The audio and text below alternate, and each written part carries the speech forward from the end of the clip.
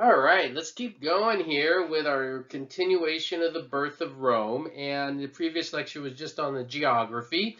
And now I want to tell you kind of the story, more the legend of how the Roman world started, and also get into this kind of concept of the core values that help Rome succeed. So here we're going to talk about the story of Romulus and Remus and how the birth of Rome started. Obviously, again, you see the Colosseum here. That's going to come a lot later when we get to the Roman Empire.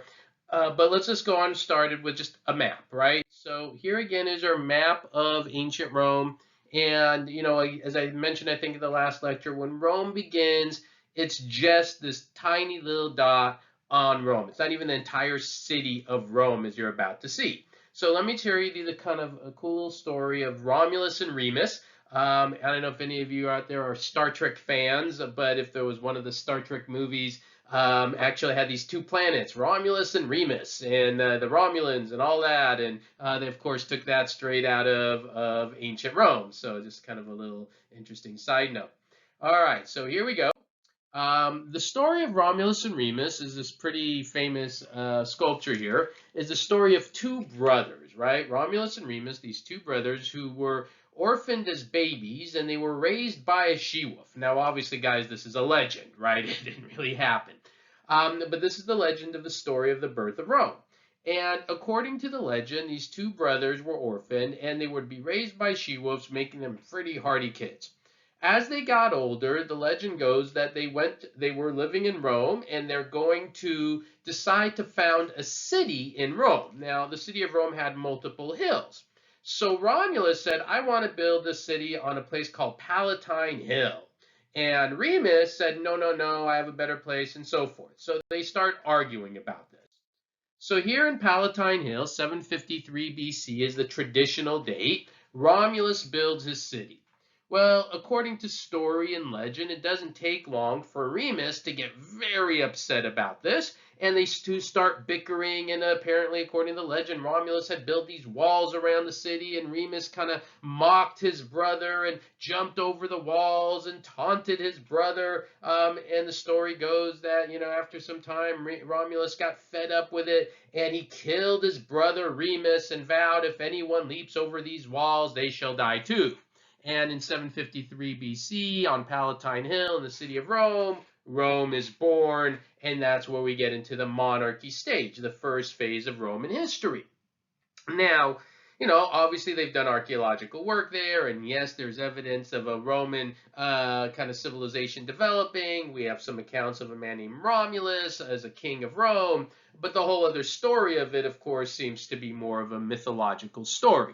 Regardless, this is when Rome begins. And the first stage of Rome is a monarchy stage, when they have kings. And I don't really spend a lot of time on the monarchy. I prefer much more to kind of get us to the Roman Republic and talk about the key things that allowed the Roman Republic to succeed. And when you talk about the key factors that allowed the Roman Republic to succeed, in my courses, I really emphasize the idea of core values. So let me show you what I'm talking about, because this is going to be the most important theme as I talk about the rise of the Roman Republic and its growth and its success. So this is going to be a very important theme as you're taking notes and you're learning a lot about the Roman history here. So the way I put it, there's kind of three core things, right? And you want to know this, and we're going to build on this a lot. One, Rome's ability to adopt and adapt, right? They're very good at adopting and adapting. And what I mean by that is a friend of mine once said, well, they're very good at stealing things from other people. They take things from other civilization, make it their own. The second thing is just the core Roman values that they had, which I'm going to explain as well as we go and talk about Roman history in several lectures here. And then the last thing is they're very good problem solvers. And I think what you see if you study Roman history really well, there's kind of an arch. When you think of the history of the Roman Republic, and, as I said, it goes from 753 BC to the year, the Republic goes from 509 BC, right? That's when the Republic is eventually going to begin in 509 BC. And it goes on for a long time.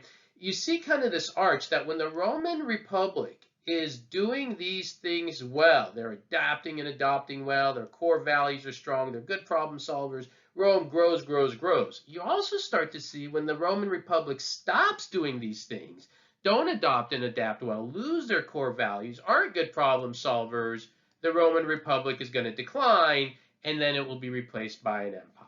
So we're going to start going through this, and I guess the first thing to look at is who do they adopt and adapt things from?